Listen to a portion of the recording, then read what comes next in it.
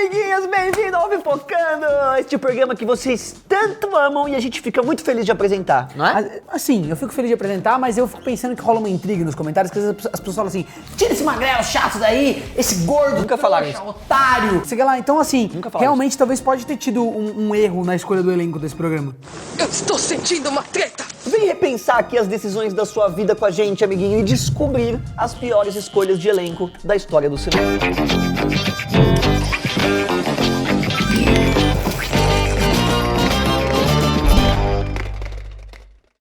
Não dava pra começar esse vídeo sem mencionar de primeira aqui pra vocês o Hayden Christensen, que você provavelmente conhece como o jovem Anakin Skywalker de Star Wars. Você talvez tenha assistido esse filme e não tenha percebido que na verdade esse ator, ele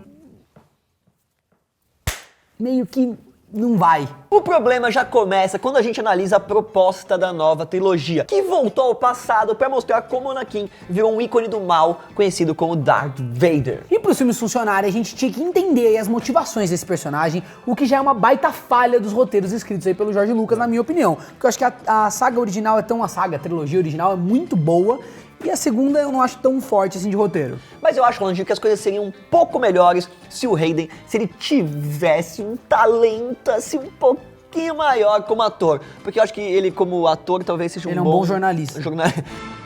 Boa noite. Já que ele não manda muito bem com esse personagem, cara. Eu não sei, galera, porque assim, também é um personagem que ele é muito caricato, né, assim, um personagem do mal, assim, do jeito que ele faz, ficou uma coisa só assim, sou mal, you underestimate my power. Eu fazendo tá um pouco melhor, não tô zoando. Você tá eu ficando com a bosta. voz do Darth Vader, É, né? tô ficando com a voz do Darth Vader, de tanto falar, mas ele faz uma carinha assim, uma carranca meio assim, ó. You underestimate my power! Don't try it!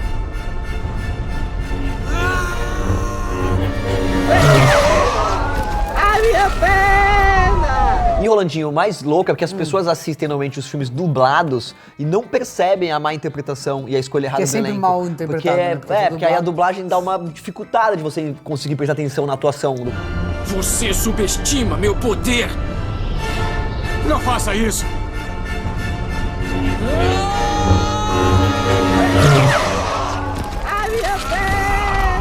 Cara. Mas eu vou fazer justiça, eu gosto muito dos filmes dublados. Tem filmes que eu assisti na minha infância que eu só posso assistir dublado e a dublagem brasileira é sensacional. Então, às vezes, você não sabe que tá mal dublado porque você assistiu em português e aí é bem dublado, então não está mal atuado. Às vezes, talvez... Entendeu? Não! Isso fica bem claro nos momentos de conflito do filme, especialmente na luta final entre o Anakin e o Obi-Wan, que inclusive o Obi-Wan é muito bem interpretado pelo Ian McGregor, esse sim manda muito bem. E como o resto do elenco tá muito bem na cena, o coitadinho destoa dos outros atores, o que dá um ar de frustração pros dois últimos filmes. Pelo menos o Hayden é um cara muito legal, muito carismático, tanto que ele elogiou o Despertar da Força e mandou uma boa sorte aí pro elenco, que obviamente ele não está, né? Enfim. Outro filme que além de desnecessário também sofreu com uma péssima escolha de elenco foi o remake de Psicose, o clássico do titio Hitchcock. Só que esse filme, dirigido pelo Gus Van Sant, teve a brilhante ideia de dar o papel do Norman pro Vince Vaughn, que na época ainda era conhecido como o cara dos Swingers. E aquele estigma de rostinho engraçado continuou na atuação do Vince, galera, que não conseguiu replicar a mesma atmosfera bizarra do personagem no clássico. Isso acontece, né? Às vezes o ator é meio ruim, ele consegue só ser aquilo lá. Só de você colocar a foto, por exemplo, da cena original, que é o personagem vestido de mulher com a faca, tá ligado? E aí a cena agora do remake, a do remake parece uma caricatura. O que sobrou no fim das contas foi uma atuação absurdamente sem graça, além de que em nenhum momento a gente acredita que aquele cara é um assassino maluco, justamente porque ele passa um clima de humor, não sei, ele meio chacota. Mas assim, se a gente for honesto, a gente vai ver que nem tudo de ruim nesse filme é a culpa do Vince, né? Especialmente porque o Gus Van Sant entregou uma direção bem preguiçosa, diziam os críticos.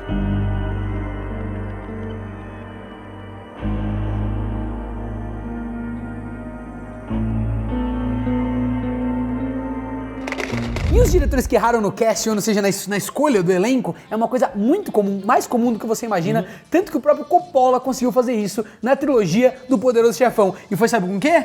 Foi com a famosa o quê? Nepotismo. Depois de imortalizar o Marlon Brando, o Al Pacino e o Robert De Niro nesses papéis maravilhosos, o titio Coppola resolveu colocar a própria filha no terceiro filme. Foi um erro de cast. Não sei se foi um erro de cast, né? Vamos aí tentar a família, colocar a família. Tentou. E não foi em qualquer papel, já que a Sofia Coppola interpretou a Mary, que é filha de ninguém menos do que o Michael Corleone, o chefão da máfia, vivido pelo Patinão. Patinão é feio, né? Olha o Patino. Não podia ser um papel qualquer, né? Ela tinha que ser podia, ela era filha, ela que escolheu. filha do fodão. Ela que escolheu, ela falou, papo, eu quero escolher. Please, promise me. No. Obey me on this, Mary. No, Dad.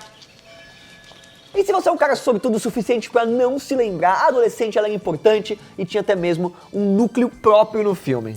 Vários acontecimentos Tentaram. giravam em torno da Tentaram. moçoila. Infelizmente, o talento da Sofia pra dirigir e roteirizar não chegou na parte da atuação, como prova a interpretação completamente sem sal e sem carisma dela nesse filme. A Sofia, ela já foi indicada para um Oscar com o filme Encontros e Desencontros, então assim, como diretora, ela tá saindo melhor do que como atriz. E eu adoro esse filme Encontros e Desencontros, que em inglês é Lost in Translation, né? Eu acho sensacional. Ó, agora vai rolar spoiler, hein? Então se você se importa com isso... Se você não assistiu o Poderoso Chefão 3, corre e assista. E a péssima atuação da Sofia também fez o favor de estragar uma das cenas mais importantes do filme, que mostra o Michael segurando o corpo da sua filha baleada.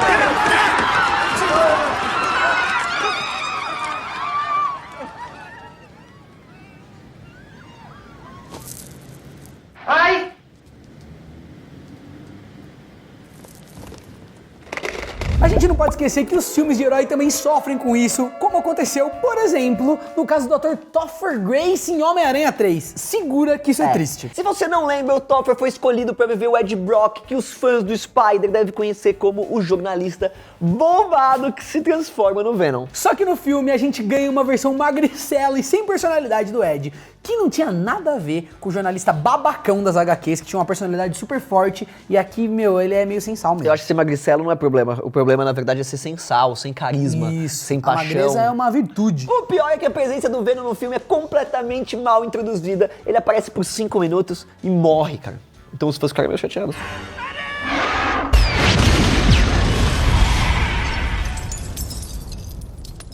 E vale lembrar que o Topher é mais conhecido pelo seu personagem na série That 70 Show, que ele não conseguia abandonar na hora de viver o Ed, o que é um dos problemas, inclusive, porque realmente ficou aquele vestígio do papel anterior, sabe?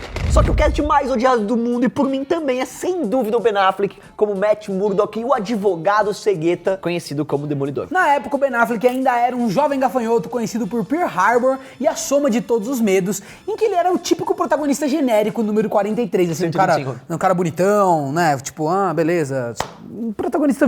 Merda, hein? E esse tipo de ator, galera, era a última coisa que os fãs de quadrinho queriam pro filme do Demolidor, já que o Matt é um personagem bem complexo. Não era Não é pra um ator superficial, um ator de uma face só, então é pra gente que tem expressão, Tem pra gente gente que que consegue acha isso do Ben Affleck até viver, hoje, né? que consegue viver as emoções. Eu não vou chorar, Rolandinho chora. E como o Ben Affleck provavelmente pensou que os cegos não têm expressões faciais, o ator ficou com uma cara de bobo do começo ao fim do filme, o que é uma verdade. CD Play agora é real. Ele não reage aos acontecimentos. Não é que ele achou, não, ele é ruim mesmo. All right. I could cry right now. You like a brother to me, man. You know what I'm saying? That's real, man. Matter of E a gente não pode esquecer da lastimável cena do parquinho em que o Demolidor tira um X1 contra a Electra no meio de uma pirralhada.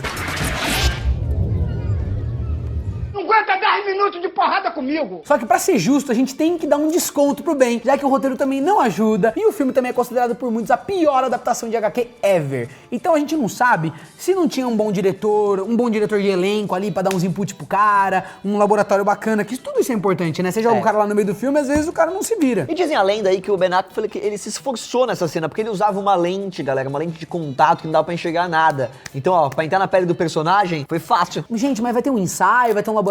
Não, mas a gente vai te dar uma lente que deixa cego. Só Fica isso. cego Pronto, mesmo, já virou o personagem. E mesmo fantástico. assim ele não conseguiu atuar bem. Não, realmente esse filme é meio triste. E, pô, agora a série do Demolidor tão boa, né? Tão legal. Eu acho que mostra como é que é a personalidade do Demolidor que as pessoas queriam ver. Que tem uma personalidade, tem uma expressão, e não é porque a pessoa é cega que ela não vai reagir o que acontece, né? Quem não vê ela.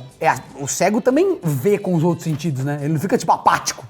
Explodiu o prédio, dane-se, eu não estou vendo.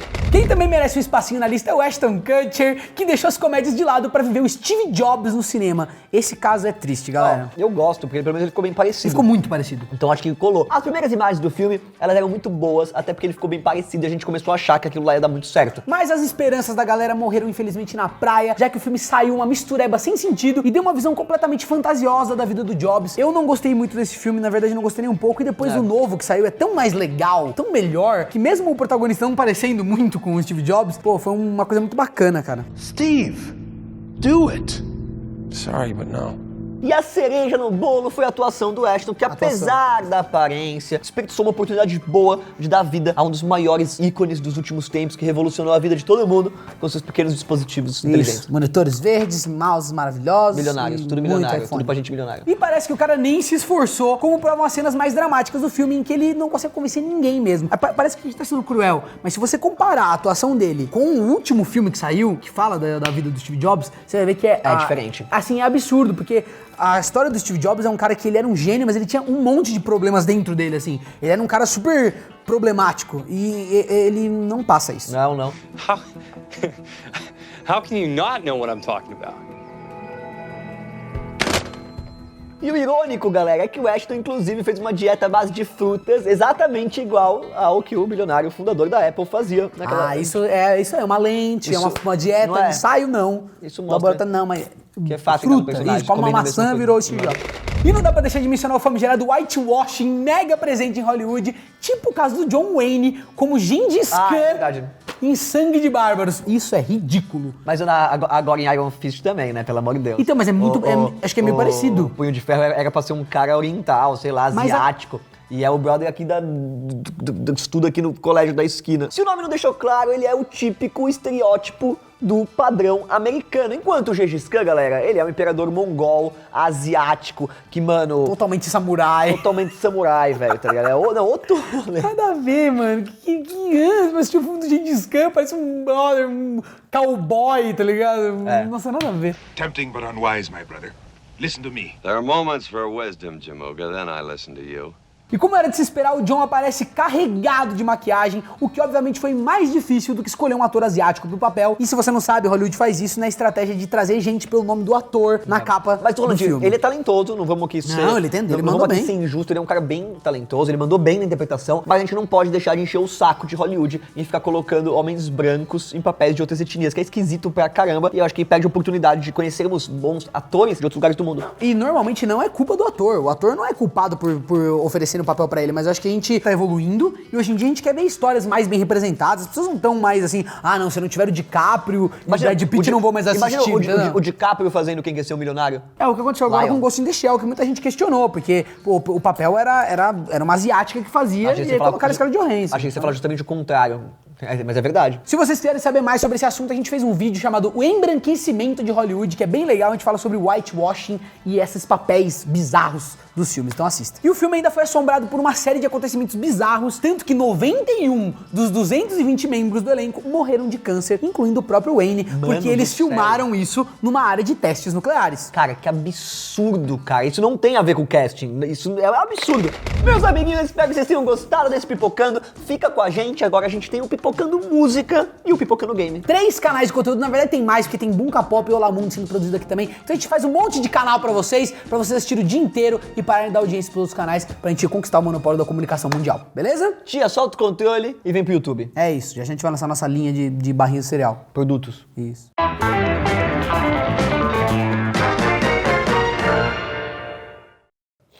Eu queria saber, você lembra que num Pipocando Antigo você fez Ben Affleck feliz, Ben Affleck triste? Ben Eu Affleck, lembro. É, Não era Ben coloca Affleck? aí. Era? Não era Ben Affleck? Eu acho que era Ben Affleck, não era? Eu acho que não.